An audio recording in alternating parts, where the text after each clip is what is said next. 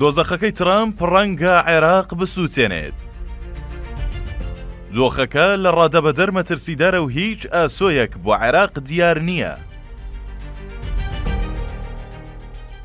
لە ئێستادا عێراق لە بەردەم دۆخێکی هەستیاری پەرەسەندنی گرژیەکاندایە، بە تایبەت دوای لێدان و هەڕەشەکانی ئەم دواییەی دۆناڵد ترامپ کە وتی ئەگەر بارمتە ئیسرائیلیەکان تا ڕۆژی شەممەی داهاتوو لەلایەن حەماسەوە ئازاد نەکرێن، ئەوە کۆتایی با ڕێککەوتنی ئاگربەست لە غەزە دەهێنێت. ئەم هەڕەشانەی ترامپ نیگەرانی زۆری لای شارەزایان و شرۆڤەکارانی سیاسی دروست کردووە کە پێیان وایە عێراق یەکێک دەبێت لەو وڵاتانەی کە زۆرترین کاریگەری هەڕەشە نوێەکانی ئەمریکای لەسەر دەبێت. بەشێک لە چاودێران پێیان وایە ئەو سیاسەتەی ترامپ لە داهاتوودا پەیڕەوی لێ دەکات زۆر تونتر دەبێت لە سیاسەتی ئیدارەی جۆ بایدن، بە جۆرەیەک ڕەنگە دەرگەی ڕوبەڕووبوونەوەی سەربازی نوێ لە ناوخۆی عێراقدا بکاتەوە. ئەمە جگەلەوەی نەک هەر گروپە میلیشیاکان، بەڵکو ئەم جارە ئەگەری سەپاندنی سزای ئابووری هەیە بەسەر خودی حکوومەتی عێراقیشدا. محەممەد تەمیمی شارەزای کاروباری استراتیژی لە لێدوانێکدا بە بەغداد تودەی ڕاگەیاندووە کە هەڕەشەکانی ئەم دواییە ترامپ تەنیا لە غەزەدا کورد نابێتەوە، بەڵکو پێدەچێت مەترسیەکان عێراقیش بگرێتەوە، بە تایبەتی لەبەر ڕۆشنایی پەیوەندی نزیکی نێوان کوتلە چەکدارەکانی عێراق و چەکدارە فەڵەستینیەکان. ئەو بنەما هاوبەشەی کە لە نێوان ئەو گروپانەدا هەیە ئەوەیە کە هەر گرژیەک لە غەزە دروست ببێت، ئەوە گروپە میلیشیا عێراقیەکانیش بەشێک دەبن لەو گرژیە. بە جۆرەیەک ئەو گروپانە لە عێراق دەست دەکەن بە هێرشی درۆنی بۆ سەر ئامانجە ئەمریکی و ئیسرائیلیەکان لە ناوچەکەتە.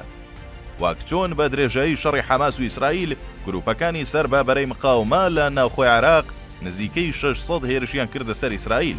ئەمەش عێراق دەکاتە گۆڕەپانێکی نوێ بۆ ململانەیەکی فراوانی ناوچەیی، بە تایبەت کە لە ئێستادا چاوەکان هەمووی لەسەر عێراقن و تا ڕادەیەکی زۆر لە لوبنان و غەزە و سووریا هەڕەشەکانی بەرەی مقاومە ئێران لەسەر ئیسرائیل و ئەمریکا تا ئاستی سفر کەم بۆتەوە.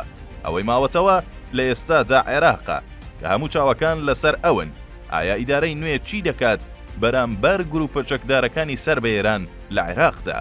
لێرەوە تەمیمی پێی وایە ئەمریکا دەتوانێت عێراق بخاتە بەردەم دۆخێکی زۆر مەترسیدارەوە، بە تایبەتی ئەگەر ترامپ بڕیار بدات هەنگاوی سەربازی ڕاستەوخۆ دژی گروپە میلیشیا عێراقیەکان بگرێتە بەر یان سزای ئابووری بەسەر بەغدادا بسەپێنێت. هەرچی سەبارەت بە دۆخی ئەمنیە، هەر جۆرە هەنگاوێکی ئەمریکا دژی ئەو گروپە چەکدارانی عێراق شەپۆلێکی نوێی تونند و تیژی لە ناوخۆی عێراقدا لێ دەکەوێتەوە.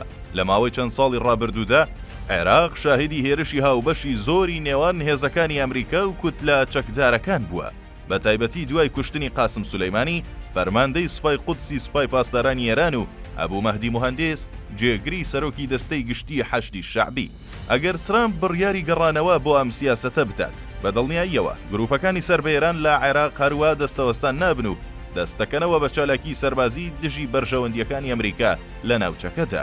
جا چ بە ئامانجکردنی باڵیۆزخانەی ئەمریکا لە بەغدە یان بنکە سەربازیەکانی ئەمریکا لە چەند ناوچەیەکی عێراقدا هەن، واک بنکەی عین ئەسەد لە ئەنبار یان بنکەی هەریر لە هەولێر.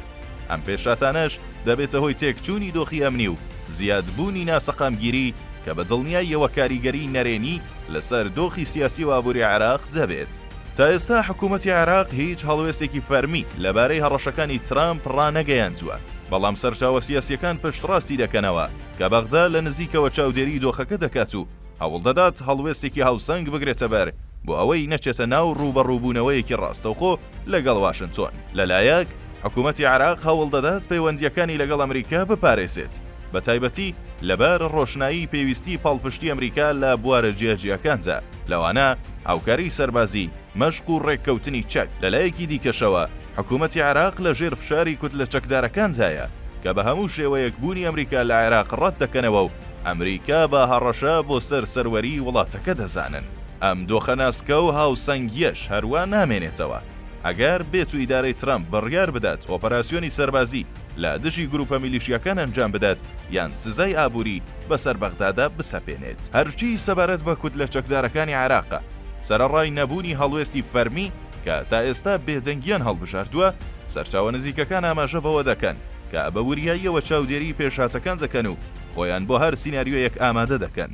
هەندێک لە کوتلەکان پێشتر سوێندیان خوارد بوو کە وەڵامی هەر چەشنە هەڕەشەیەکی ئەمریکا دەدەنەوە. ئەمەش بەو مانایەیە کە هەر هێرشێکی نوێی ئەمریکا دۆخەکە لە عێراق بە تەواوی تێک دەچێت و عێراق دەگەڕێنێتەوە بۆ ئەو دۆخە ناسەقام گیریە ئەمنیایی کە لە قۆناغەکانی پێشوودا هەبوو.